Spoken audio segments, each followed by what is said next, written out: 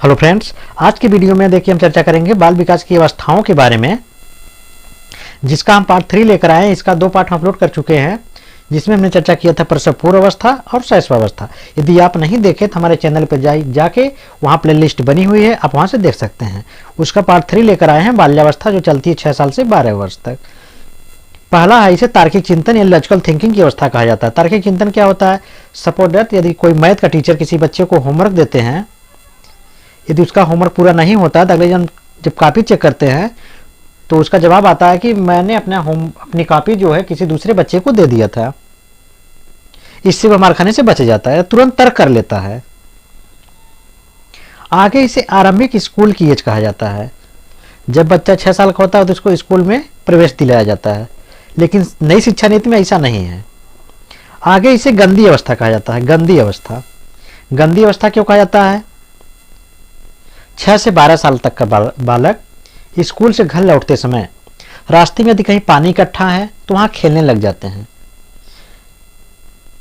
इसीलिए इसे क्या कहा जाता है? गंदी अवस्था। उन्हें अपने कपड़ों का ध्यान नहीं होता है।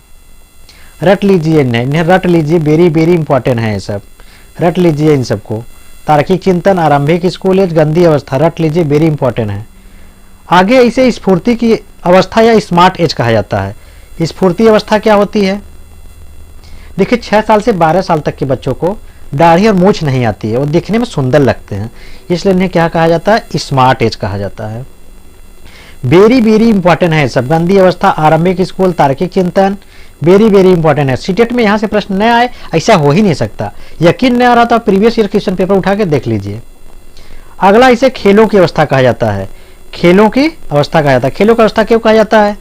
6 से 12 साल तक का बालक है, वह स्कूल से घर आते समय रास्ते में कहीं क्रिकेट हो रहा है, वहां रुक के खेलने लग जाता है, और पड़ोस में अपने बच्चों के साथ, पड़ोसी बच्चों के साथ भी खेलता है, समूहों में खेलता है, इसलिए इसे खेलों की अवस्था कहा जाता है। आगे है, इस अवस्था में संग्रहण क्या होता है? स्टोरेज का मतलब इकट्ठा करना। देखिए, 6 साल से 12 साल तक के बच्चे कंचे मतलब गोली जब खेलते हैं तो उनको इकट्ठा करके रखे रहते हैं। किसी डिब्बे में आप देखेंगे तो इकट्ठा करके रखते थे। देखिए, मनोविज्ञान एक ऐसा विषय है, यदि आप इसे अपने समाज में रिलेटेड करके नहीं पढ़ेंगे तो आप भूल जाएंगे, रिलेटेड करके पढ़ेंगे तो याद रहेगा हमेशा। और जिसका मनोविज्ञान का नंबर प्लस रहा उसका फुल स्कोर प्लस आएगा। नेक्स्ट है,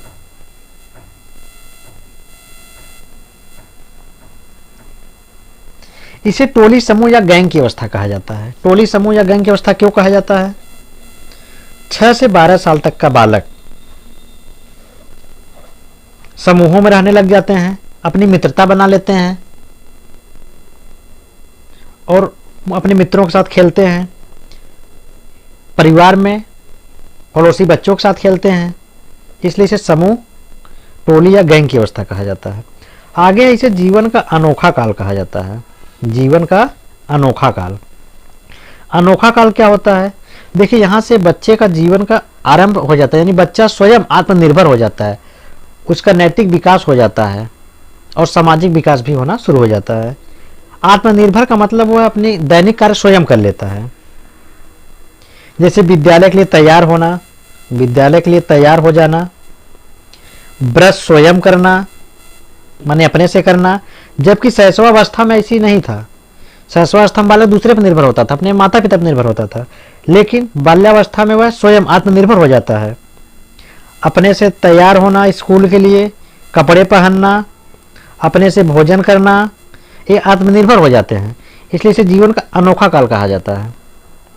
सीटेट में बहुत बार यहाँ से प्रश्न बन चुका है,